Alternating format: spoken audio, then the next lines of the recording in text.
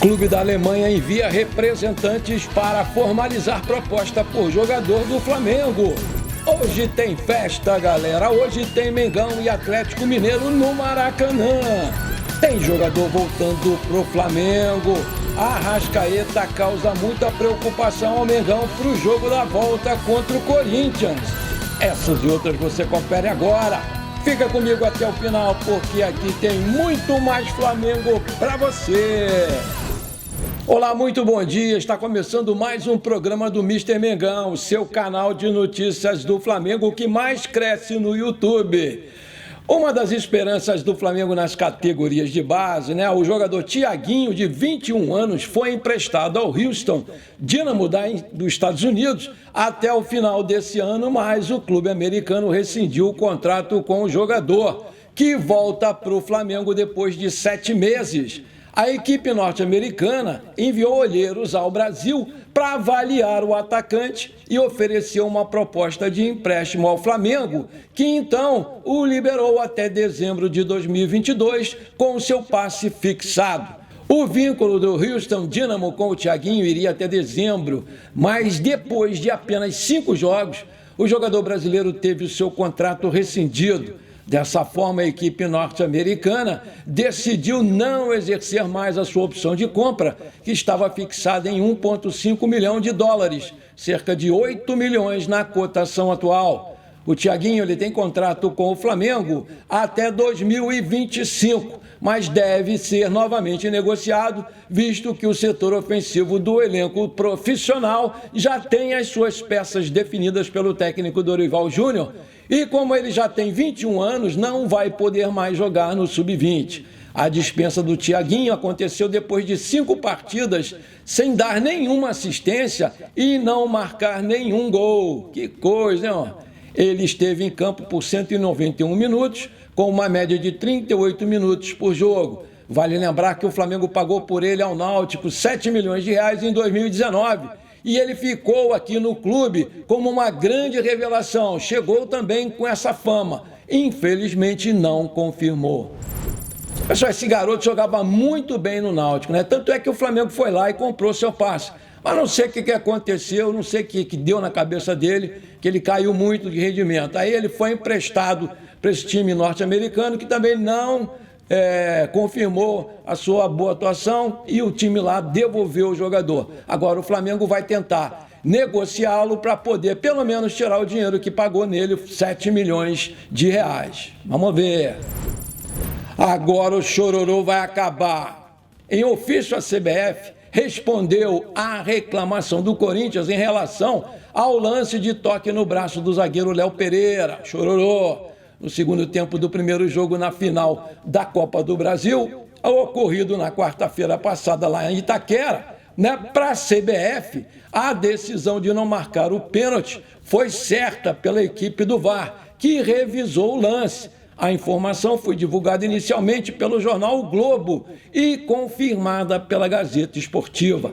Nesse ofício, foi falado que o movimento de braço do Léo Pereira foi natural, sem citar se houve ou não um toque na barriga, algo relatado pelo VAR como justificativa para não chamar o árbitro Braulio Silva Machado para rever aí o lance no monitor. A CBF entende que a bola chegou a resvalar no corpo do Léo Pereira antes de atingir o braço, mas sem citar a questão do toque na barriga, ponto central aí da reclamação dos corintianos. A resposta da CBF gerou a irritação do Corinthians, já que o clube entende que a revisão não foi sugerida por causa da afirmação de toque na barriga, e o que não aconteceu na visão deles. O clube alega que, se não houvesse essa afirmação do VAR, a sugestão de revisão ia acontecer normalmente e a interpretação ficaria a cargo do juiz. Aí, pessoal, vamos combinar com esse chororô aí que não leva a nada. Isso aumenta a temperatura para o próximo jogo. Vamos parar com isso. Vida que segue. Na quarta sai um novo campeão da Copa do Brasil e com certeza vai ser o nosso Mengão queridão. E vai chorar na cama que é lugar quente, ô gambazada. Pelo amor de Deus. E por falar em campeão, o ex-lateral esquerdo Juan, aquele baixinho, né, campeão da Copa do Brasil pelo Flamengo, não se calou e mandou a real sobre a mandinga do Vampeta na taça da Copa do Brasil. No pré-jogo, né, com a taça sendo exposta para a torcida, a CBF convidou 2 jogadores identificados e campeões pelos clubes dessa competição. O bobão do Vampeta pelo lado do Timão e o nosso querido baixinho, o Juan, o esquentadinho, do lado do Flamengo. Até aí tudo bem, mas na hora que os dois estavam com o troféu nas mãos, uma cena chamou a atenção de todos. O bobalhão, é isso mesmo, o bobalhão do Vampeta estava com água benta, sal grosso e 1/3 escondido no bolso. Do nada, o idiota jogou sal grosso dentro e fora da taça, água mandingada e colocou o cordão na orelha da taça. E essa atitude improvável viralizou nas redes sociais, além de ser debatida entre torcedores, jornalistas e outros personagens. Muita gente mesmo criticou esse gesto do ex-jogador e considerou um desrespeito pelo fato dele, como sempre, querer aparecer mais do que os outros. Vocês lembram lá dando cambalhota lá na rampa do Planalto, quando o Brasil foi campeão? Juan se posicionou sobre o assunto e, segundo informou, ele não sabia que o Vampeta iria fazer aquilo. Eu não sabia, ele me pegou de surpresa. Aliás, pegou todo mundo de surpresa, né? O Vampeta é essa figura icônica. Ele não falou que iria fazer nada, foi surpresa sim. O apresentador, sabendo que o lateral esquerdo do Flamengo era bem escantadinho em campo, então perguntou maliciosamente se fosse no seu tempo de jogador, o que ele faria? Aí ele falou, não sei não, agora eu estou mais calmo, não sei não. Ia depender muito do momento, do dia, mas que realmente eu fiquei surpreso com a atitude do Vampeta, eu fiquei. Na hora eu percebi que era 1/3, mas ali a água parecia mais um álcool gel. Eu não sei, não deu para entender, isso aí ficou muito esquisito. Eu não acredito nisso, acredito sim na fé aliada ao trabalho. Só a fé sem o trabalho do dia a dia, sem a dedicação, não é o diferencial, concluiu lá o nosso Juan querido. Aí eu te pergunto, e você, o que achou daquela participação do macumbeiro Vampeta na abertura da final da Copa do Brasil? Coloca aí, me ajuda aí.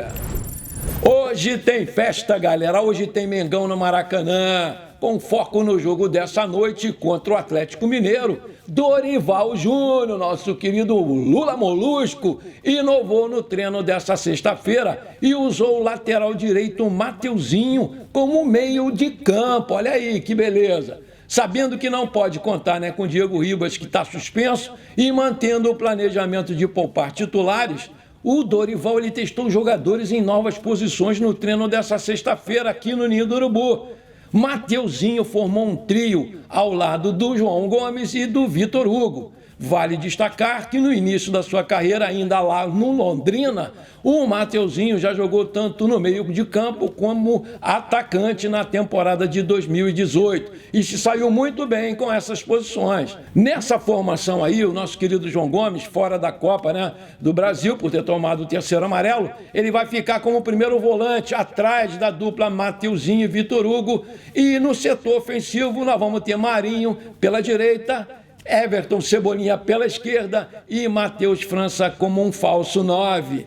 Com todas essas modificações, a provável escalação do Flamengo vai ser Santos no gol, Varela na lateral direita, Fabrício Bruno e Pablo na zaga, Ayrton Lucas na lateral esquerda, João Gomes, Mateuzinho e Vitor Hugo no meio, Marinho, Everton Cebolinha e Matheus França na frente. Provável escalação do Galo, Everson, Guga, Nathan Silva, Alonso e Dodô, Alan, Otávio, Inácio, Zaratio ou Ademir, Keno e Hulk ou Sacha.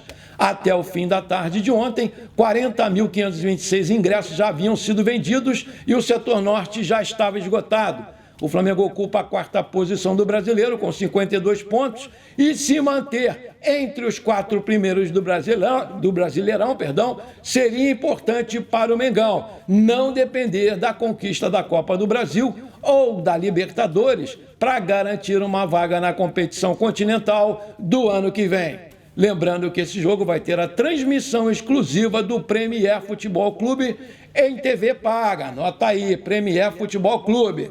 Flamengo e Atlético já se enfrentaram em 84 oportunidades, 32 vitórias para cada lado. Mengão fez 105 gols e sofreu 119. Beleza? Hoje para cima deles, 2-0 o Flamengo é o meu placar. Você arrisca o seu? Coloca aí. Essa aqui preocupa mesmo, né? O Flamengo está preocupado com a baixa procura de ingressos para a final da Libertadores, levando em consideração aí o preço das entradas. Pensando nisso, né, o presidente Rodolfo Landim viajou até o Equador logo depois do jogo de ida da final da Copa do Brasil contra o Corinthians para ter, entre outros compromissos, uma reunião com o governo local. A intenção do Landim é estreitar os laços entre o Flamengo e a torcida local para conseguir conquistar o aumento do apoio dentro do estádio durante o jogo contra o Atlético Paranaense. Muito legal, sabe a decisão.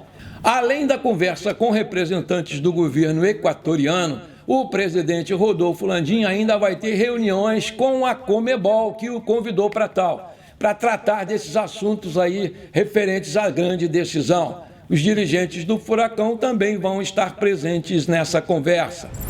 Beleza, beleza, beleza. Se você está curtindo esse vídeo, então chegou a hora. Não esquece de deixar aquele like maneiro. Não custa nada. Se você ainda não é inscrito, aperta o botãozão vermelho aqui embaixo.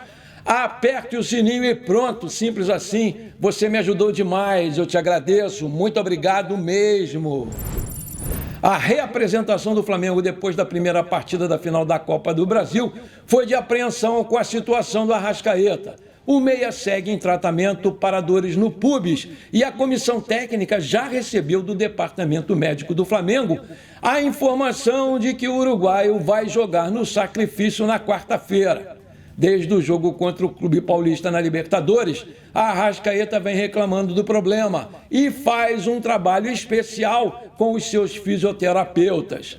Mesmo assim, tem se queixado de incômodo na região sempre que vai a campo e não tem podido estar 100% fisicamente para dar o seu melhor nos 90 minutos.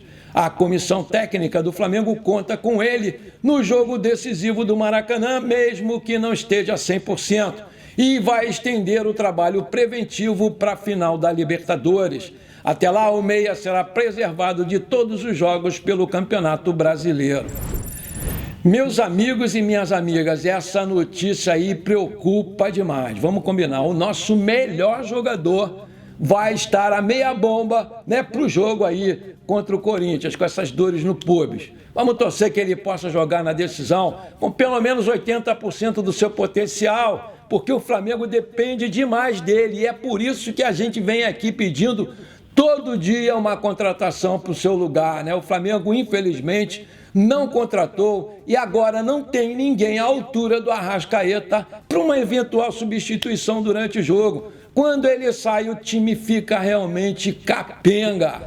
Essa aqui é para a gente fechar. O clube da Alemanha envia representantes ao Brasil para formalizar uma proposta por João Gomes. De contrato recém-renovado com o Flamengo até 2027, o meio-campista João Gomes é alvo do Bayer Leverkusen da Alemanha. Representantes do clube alemão chegaram nos últimos dias no Rio de Janeiro e foram para São Paulo acompanhar a final da Copa do Brasil contra o Corinthians. Também vão ao Maracanã na partida contra o Atlético Mineiro de hoje e depois ficam para a decisão contra os corintianos na quarta-feira. No último mês, um scout do Leverkusen já havia assistido às partidas de João Gomes, de 21 anos, no Rio de Janeiro, conforme informou o jornal O Dia. A multa rescisória do jogador é de 60 milhões de euros para clubes do exterior. Os alemães acenaram com uma proposta em torno de 15 milhões de euros, mas o jogador só deixaria o Flamengo caso as conversas preliminares avancem na janela do meio do ano para a Europa. A janela na Alemanha abre novamente durante janeiro, mas a sinalização do Flamengo é de que qualquer chance de transferência, em caso de um acordo em valores e termos da negociação, só seria realizada na janela do meio do ano. Isso porque o Flamengo também pensa numa possível disputa do Mundial de Clubes no início de 2023. De acordo com informações do portal Globo Esporte, o Bayer Leverkusen da Alemanha estaria disposto a pagar 15 milhões de euros, valor equivalente aproximadamente a 77 milhões de reais. Com esse cenário aí, alguns flamenguistas foram para as redes sociais e fizeram uma sugestão de negociação para vender o João Gomes. Dá uma olhada. Além do valor, eles apontaram que o Flamengo poderia incluir nessa negociação o atacante Paulinho, que vem sendo especulado no futebol brasileiro e não deve seguir no clube alemão. Aspas, se o Leverkusen der ao Paulinho e mais 15 milhões de euros no João Gomes, você aceitaria? O Leverkusen pede 5 milhões de euros pelo Paulinho. Aparentemente vai oferecer 15 milhões de euros por João Gomes. O Marcos Braz, fica a dica aí para possível composição. Publicou lá nas redes um torcedor do Flamengo. Aí eu te pergunto, você acha uma boa negociar o João Gomes por 15 milhões de euros mais o Paulinho? Coloca aí. Bom, por enquanto foi isso. Eu espero que vocês tenham gostado das notícias do nosso Mengão queridão. Não esqueça de deixar aquele like maneiro e de comentar o vídeo. Isso vai me ajudar demais a crescer o nosso canal. Um forte abraço para você que ficou comigo até aqui. Muito obrigado e pra cima deles, Mengão. Hoje 2-0 Mengão no Galo. Bora, Mengão!